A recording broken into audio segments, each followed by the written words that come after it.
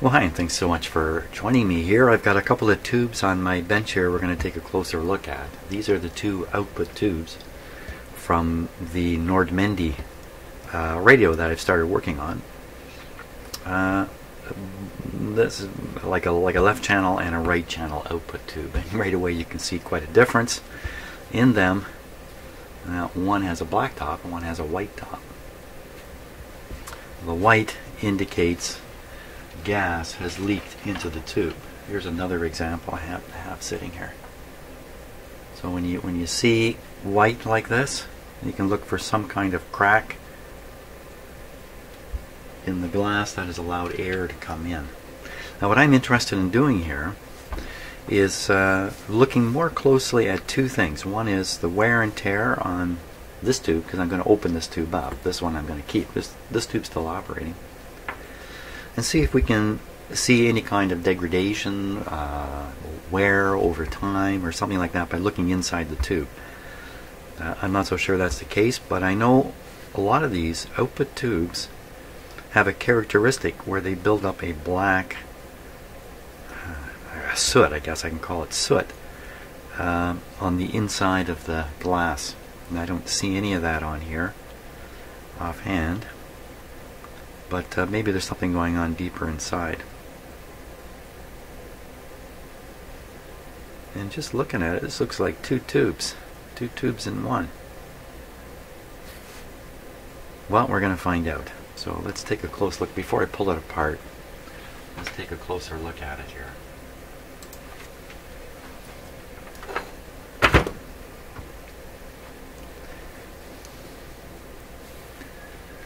So this tube, the base is entirely cracked off. See? I'm pretty sure I can just slide this glass, the glass cover right off. So let's look inside here.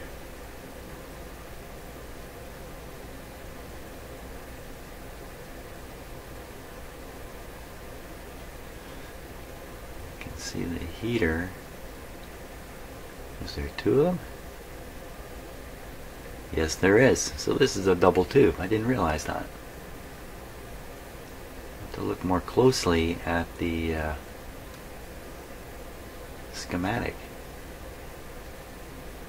You can clearly see that there's two complete structures, and then you can see up here between the plates there's some kind of, between the two structures there's some kind of separator.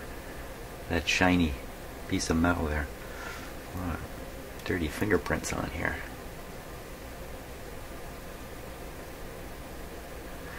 Made in Germany. There's Westinghouse on it, but made in Germany.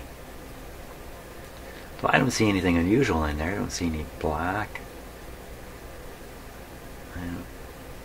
Now, my theory on what has happened with this tube is that it overheated. And the temperature difference between the glass up here, which is taking the heat from the heater, and the base, which of course is plugged into the radio, so there's a cooling effect going on down here. The heat is being drawn off. Let's look at the pins. Maybe the pins tell something. They look a little dark.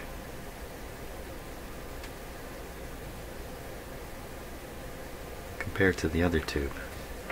Conceivably, this tube did not get overheated, but I have no guarantees of that. This tube may have been overheated too, it just didn't burst.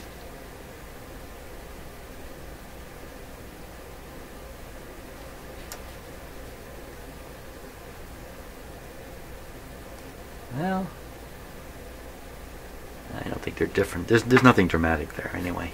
I don't know if you can look at these pins and go, hey, that tube's been overheated. I don't quite see how you could do that.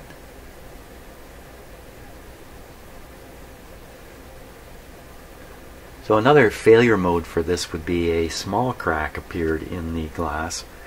Some air leaked in. I've been told, although I don't really know what the truth is myself, a little bit of air in a tube and it will conduct more. Now, I personally have trouble with that. I think you let any amount of air into this tube, it will just conduct less and less. So So I'm not seeing anything here. Let's pull it apart. And I'm not sure I can just pull it right out, because I think the bottom of the glass here is it's necked in a little bit, so it's going to grab these support wafers, but maybe I can just pull it past anyway. No. So I gotta smash this glass right off it. I was hoping I could just pull it right out. Ah, that's too bad. How am I gonna smash this? Probably the best way is to squeeze it until it fractures. Squeeze it in a vise. Let's try that. Where's my vise? Where's my little vise? Or I could do it in a larger, let's do it with this, a larger C-clamp.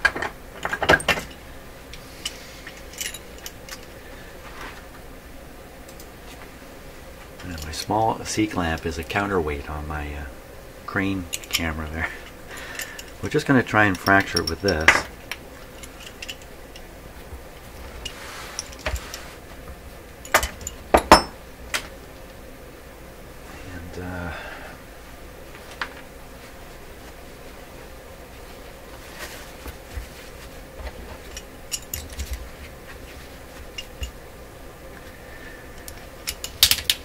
It didn't take much.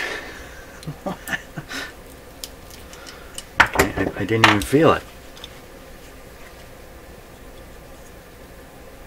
It's cracked all the way up through here.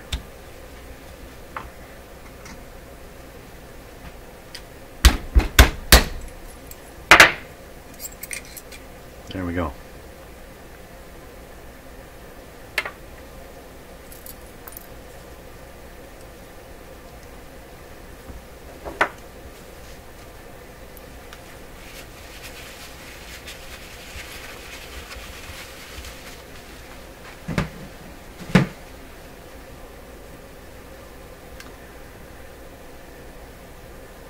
Looks perfectly clean to me. Okay, let's give it a close look here.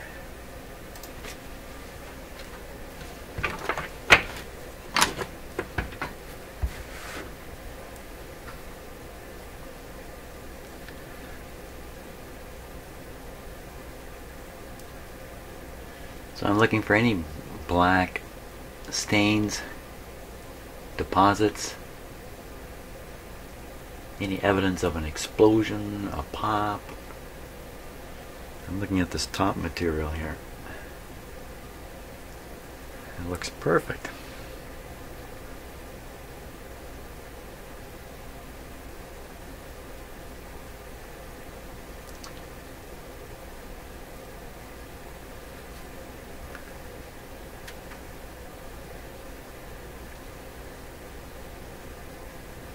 See how the glass base is brought up the leads to try to give enough surface of the lead against the glass and give it mechanical strength and to seal it, to give it an airtight seal.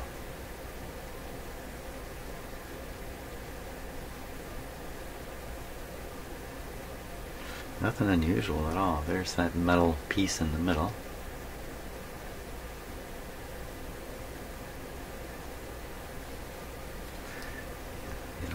I've got my camera tipped on an angle, so left is up.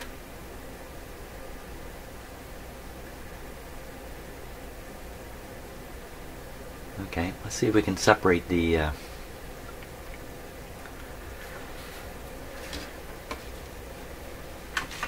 see what we can do here.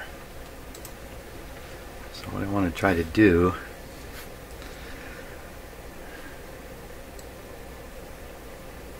separate off this. There's our focus way back here.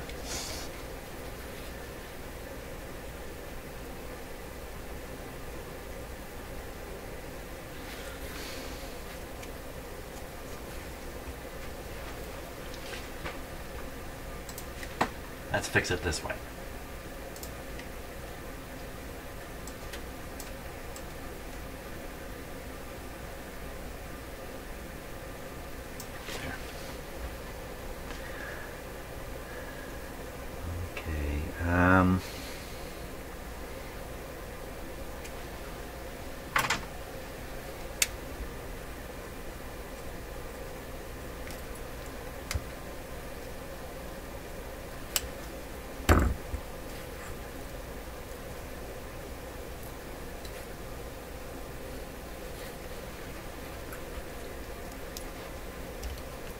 Clearly this isn't meant to come apart.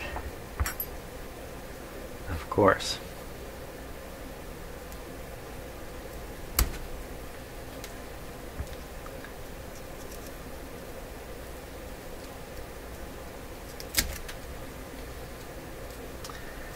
Pretty sure this material is mica.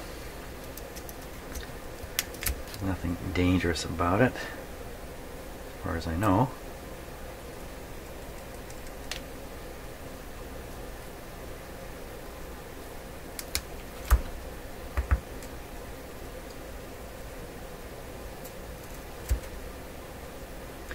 Kind of weird using cutters to pull this apart, but there we go.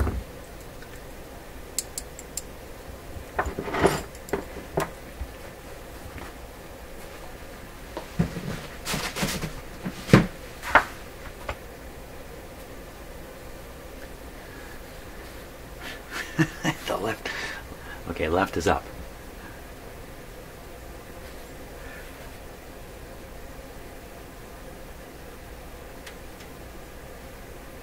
Now we can look right inside now and actually see the inside of the plates. The tubes I was talking about earlier, the plate has holes in it also, and it's through those holes that this black material collects on the inside of the glass, but there's nothing at all on this. So that means, you know, this tube doesn't do that. This tube was never actually operated that hard.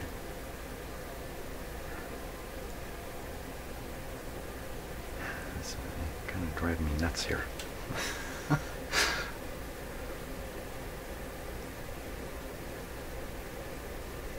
Maybe I can, what can I get off next? Take the whole bottom off.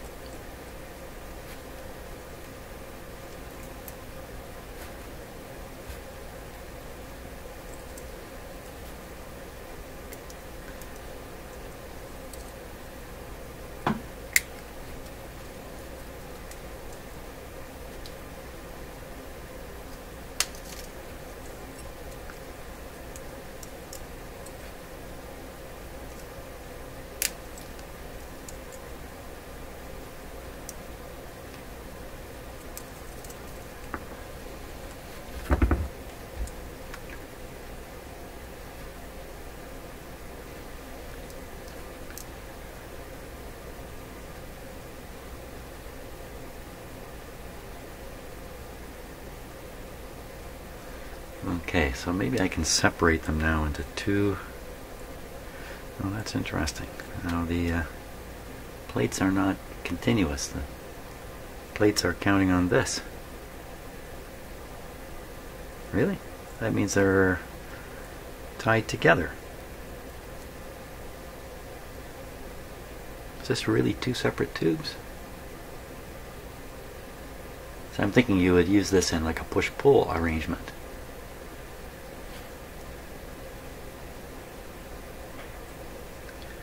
Okay, so this inside stuff's pretty well ready to fall out. If we, I think I can pull this right out of here. Let's try one side. Oh! Okay, oh. Was that the plate? I don't think so. This has to be the plate here. This is this. Maybe this is part of the plate structure here.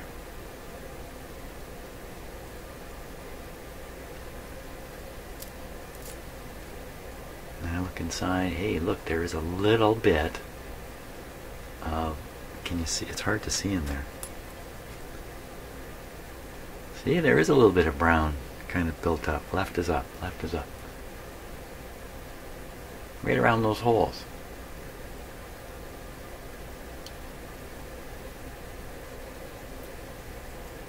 Okay, can you see inside there?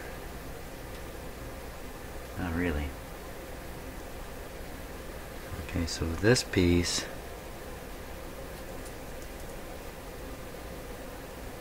appears to be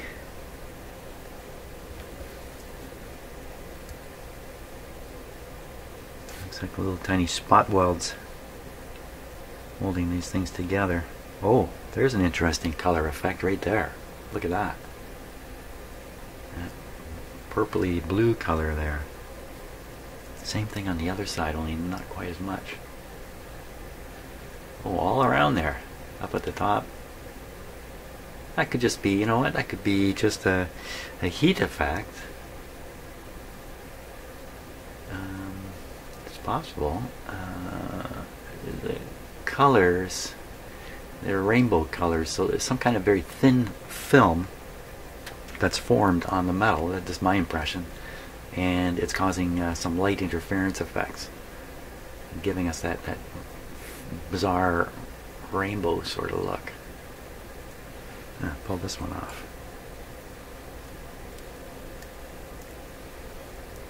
Nothing dramatic, that's for sure.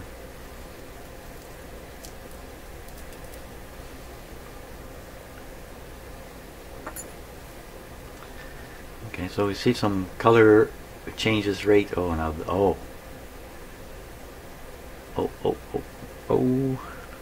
up is left. Okay, I see something a little more interesting now. I see this spot right here.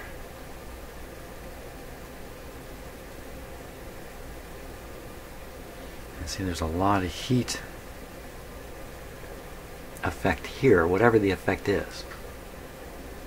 This looks like an arc damage. Yeah, there's something going on up in here too.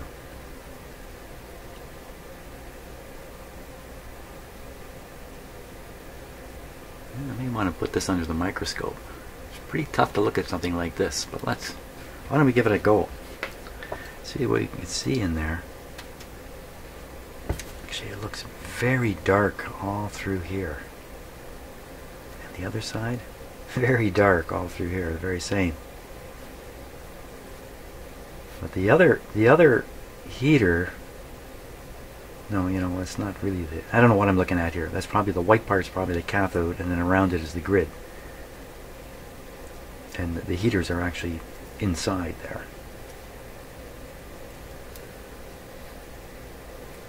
This one looks really nice. This one, something going on. Yeah, let's take a look at it under the microscope.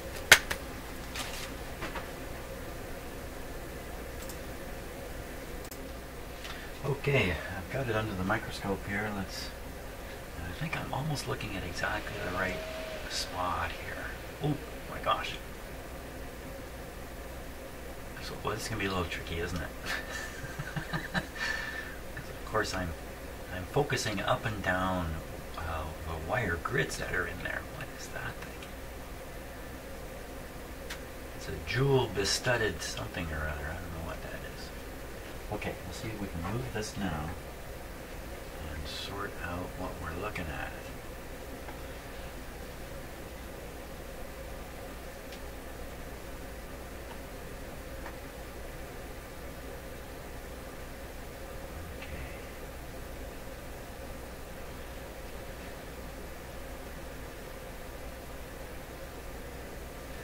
Okay, so the white is that cathode-like material. Cathode-like. I don't know what it is. It's all kind of crumbly. I'm not looking at the wires now. I'm looking at the white. What is that? Like when you look at it with your eye, you just see white. You can kind of tell it's a little bit fuzzy or a little bit granular or something like that. But wow. Okay, now we'll try and see if I can get the dark spot on here. It's right in this area here.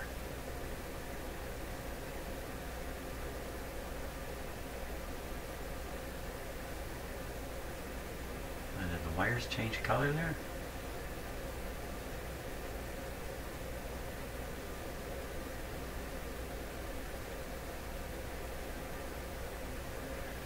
there's a set of wires wrapped close to the surface, and then there's a second set, which is the grid, one of the grids. Okay, so we've gotten to the end of the white stuff here.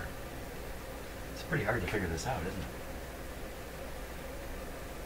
You know, I've got this on a higher magnification than I might really want. I don't know if I can. Let's try it. Well, that's much better. Okay, that's a lower magnification.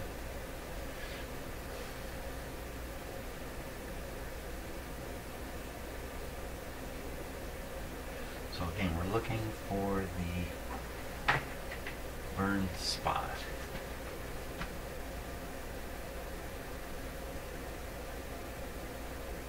I think this might be it right here.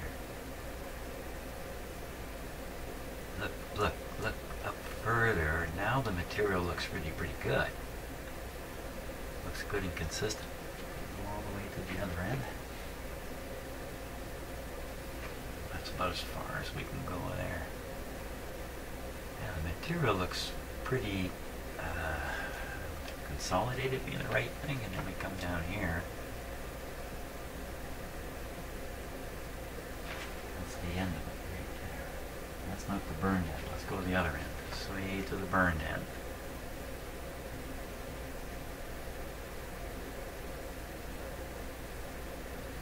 Ah, look at. Clearly something happened right in here.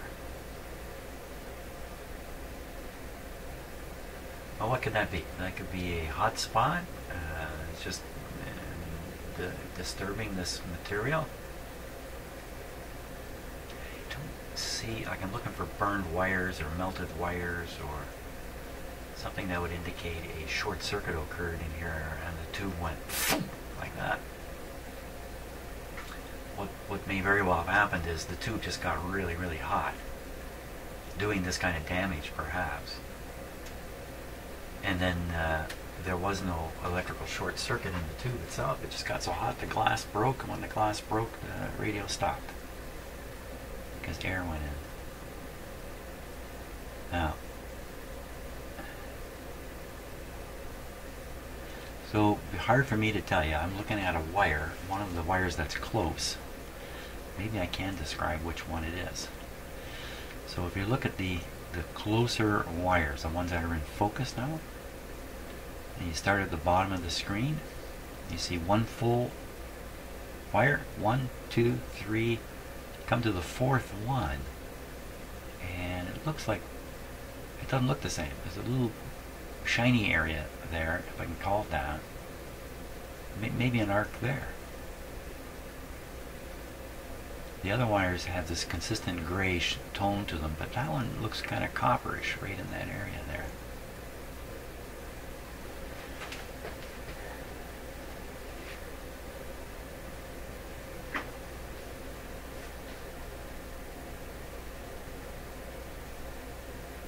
Let's just go looking around.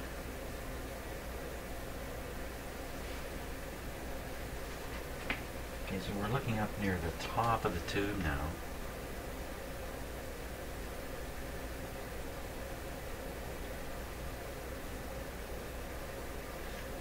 This is up close to where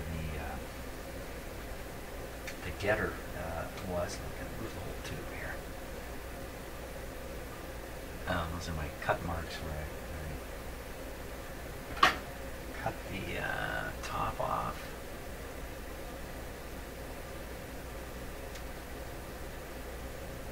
Down under here.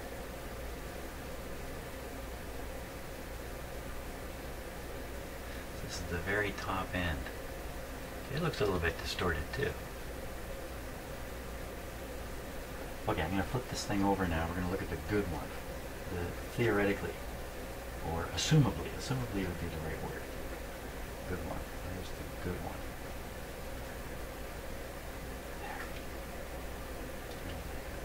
There. This.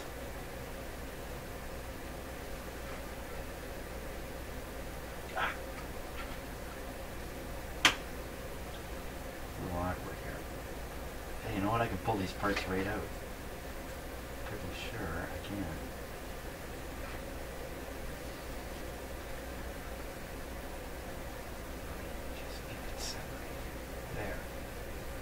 like that. How's that?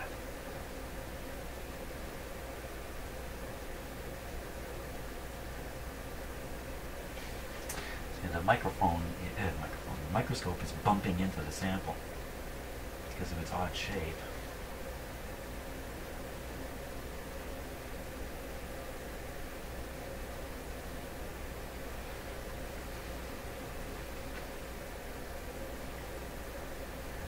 White is hidden from view here. Hang on, just hold on here. Okay, there we go. See if I can get down to it.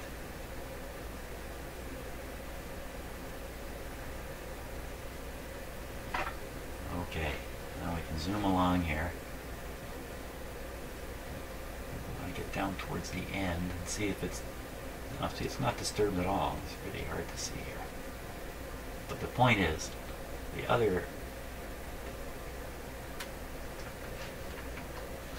I'm crashing right into the sample here. Oh! I did that thing, you know, where you lower your microscope to the point where you crush the sample.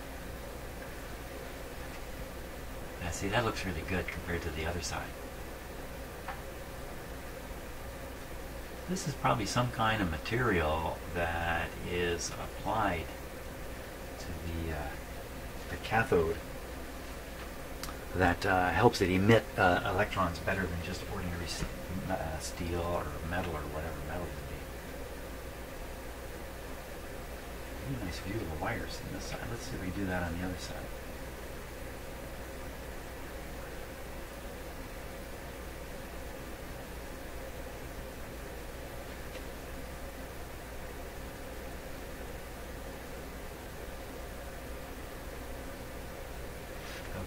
Enough of the microscope. Let's go back.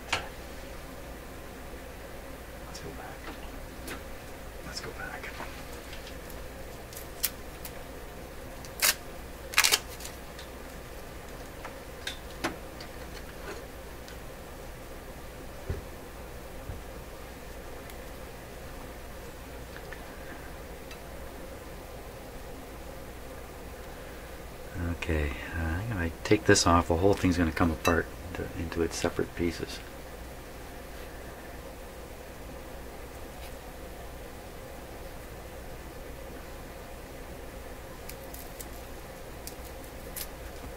Oh, filament. Oh, there we are.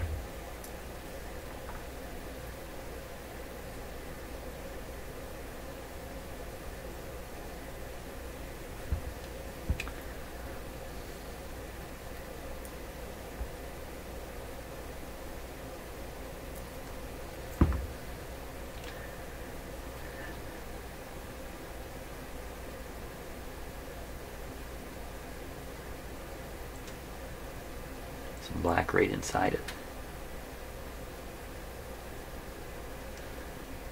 So this part here is a little bit suspicious to me. That's the same area. We should look at this under the microscope. Because yeah, let's do that. Let's take a look. Okay, everybody, quickly back to the microscope.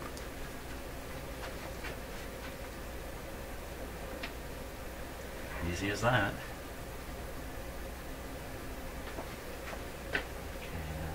Piece.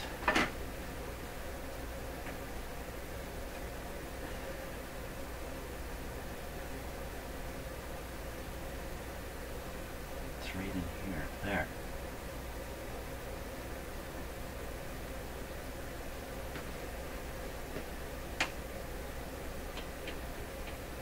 Oh yeah, look at that. There's a hole there. So that really looks like a flashover to me. I used to look at flashovers the size of your fist in power cables. I never looked at things you had to look at under a microscope back in the day.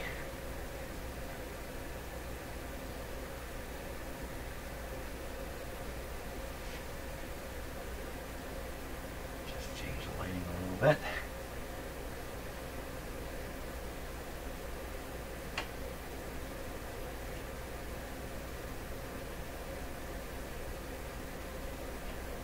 Well, I'd say that's a flashover spot.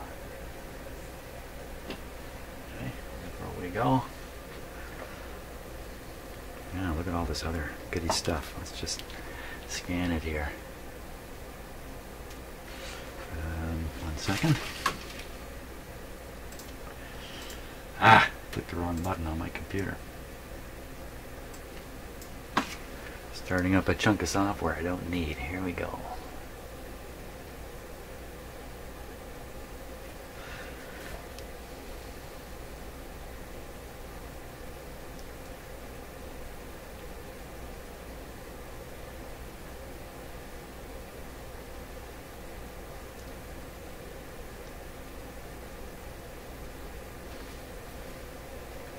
This is the one that's actually got the burn mark on it.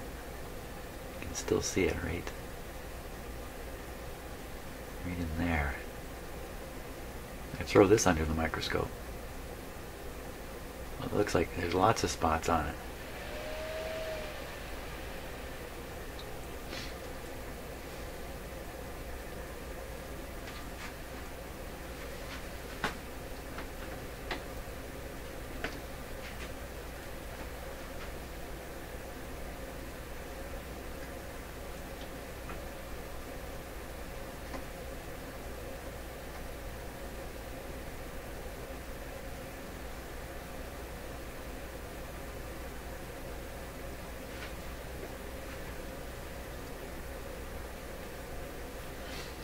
So that doesn't look so good to me. That looks like something that got hotter than intended. We have to compare it to the other side. Assuming what happened to one side is not what happened to the other. Turn the sample here.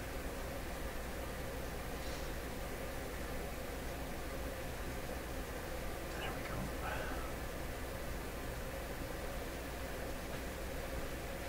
Okay, let's run along this. So this is the burned area right here. Or the disturbed area.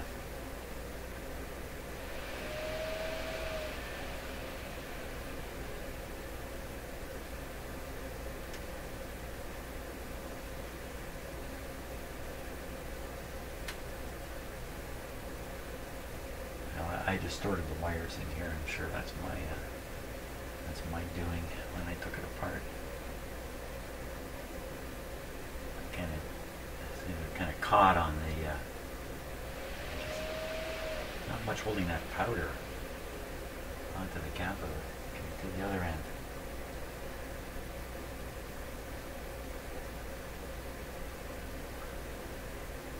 And clearly something happening here, and that's the end. And this happening here lines up with that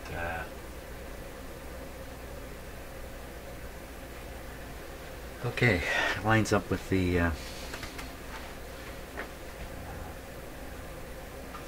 arc. Arc mark. Lines up with the arc mark. Well, I have never done a post-mortem like this.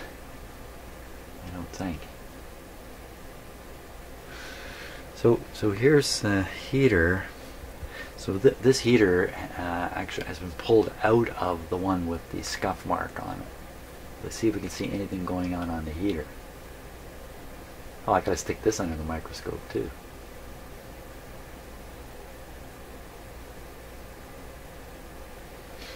Okay, why not?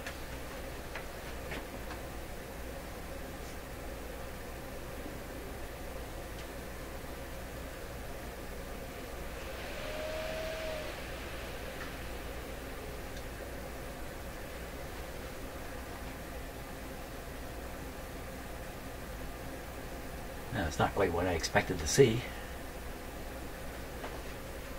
Let's see if we can take it up a notch here.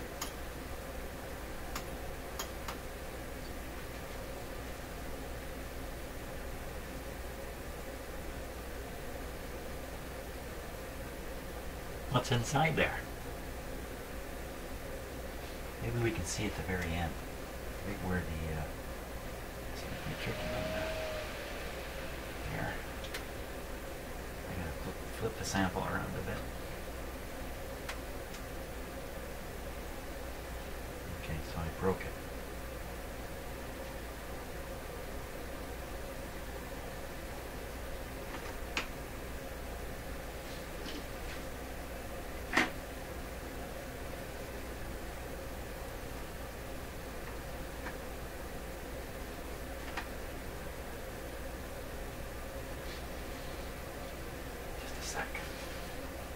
Okay, gotta fix this. I can't feel it the way it is. Okay, so I just grabbed the heater with my fingers and ripped it off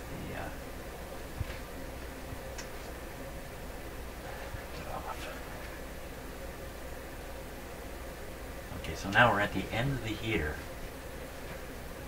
This white material.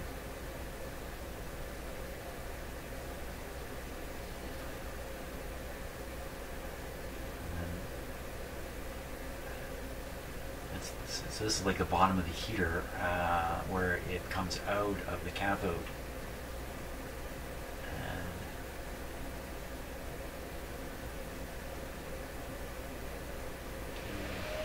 And lines. Well, I guess every manufacturer has a way of doing this kind of thing.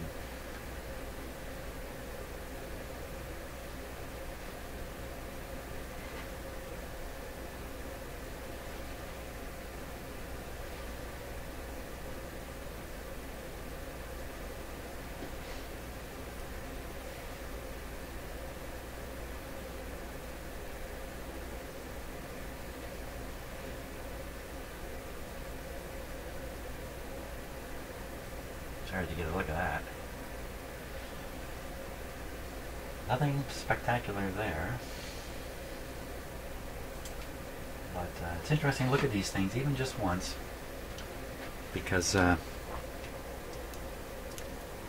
once is a lot more than never. That's why I'm taking such a close look here.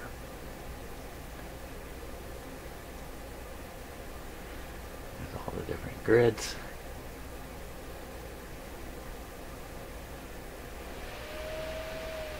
Well, I think that's about the end of the journey. I'm not sure what else I can discover here. And we're just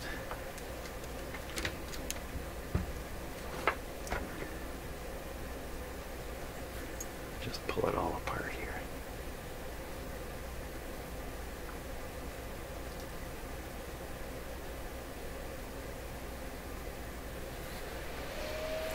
This was the good side. Oh.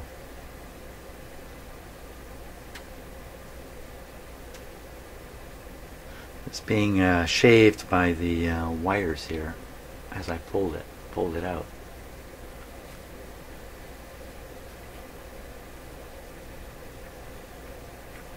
There's one of them look twice as long as... How did I get that long?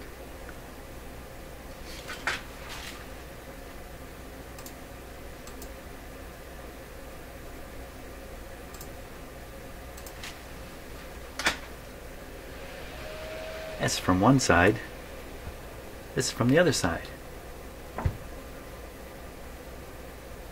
How does that fit? You see how this happened?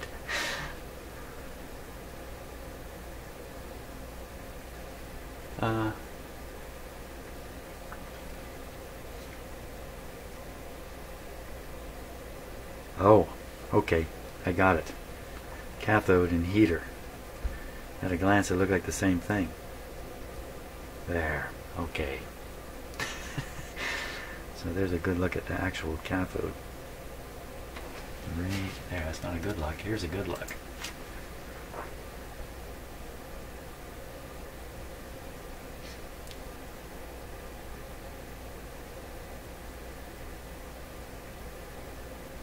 Not a lot to see. It's a little square box. A little square tube. Rectangular tube. There we are, man. I don't think there's anything more you can get apart on something like this.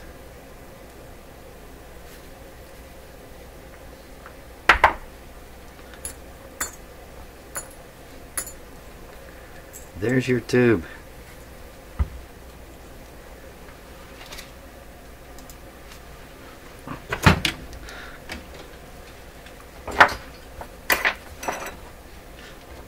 forget that part. There we are. Well, so what do we conclude there?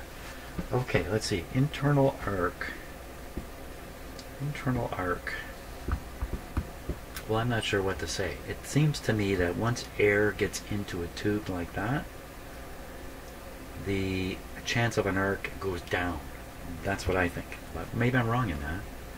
But assuming that's the case, then the arc occurred before the glass broke, since the incoming air would prevent a subsequent arc. Why would an arc occur in a tube like this? Extra high voltage, that wouldn't come from anywhere, I don't think. So it's all a question of heating up. Now, why would a tube like this heat up? Well, they're hot to start with. These are hot tubes. They're conducting a lot of current. They run hot. These guys run hot. There's two heaters in here. It's a big glass bulb compared to most miniature tubes, and that again is to accommodate, I believe, is to accommodate the heat in that. So if the tube bias was off, there would be much more current, quiescent current, or steady current flowing through the tube. The whole thing would run hotter. That situation only gets worse and worse slowly over time. Slowly over time means you'd be likely to see a buildup of high temperature contamination occurring in various ways that wouldn't normally occur in a tube. Tubes don't normally get to that high temperature. And my guess is at that very high temperature, I don't know exactly why, but for some reason an arc occurred. That arc, now why would that cause the glass bulb to break? Only if it's a sustained arc. Sustained arc, more heat. Physical, mechanical distortion and pressures from some parts getting hotter than others. This thing may have been right on the edge of cracking for a long time, and then something small just took it over the edge. The heat difference between the glass shell and this would be greater the faster you heat this tube up, especially if you do something horrendous, like for instance a sustained arc develops inside the tube. So for some number of seconds the tube has an arc burning in it, and that rapidly pushes the temperature of this part of the glass up, but not this part. Then you get the temperature difference in the fracture. Another possibility is, since this might be it. The operator, the owner of the radio, told me he turned it on, and shortly afterwards, I'm not sure what shortly means, but shortly afterwards, pop. So what's happening in that shortly? Yeah, literally shortly. Because of problems within this tube. This tube is racing up in temperature. That's my guess. Maybe even when he switched it on.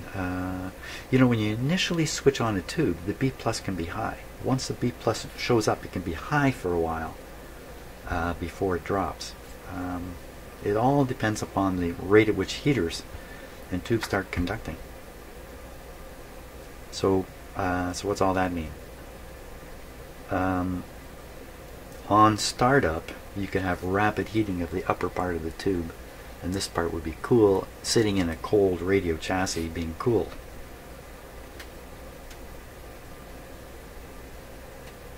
I don't know. Who knows?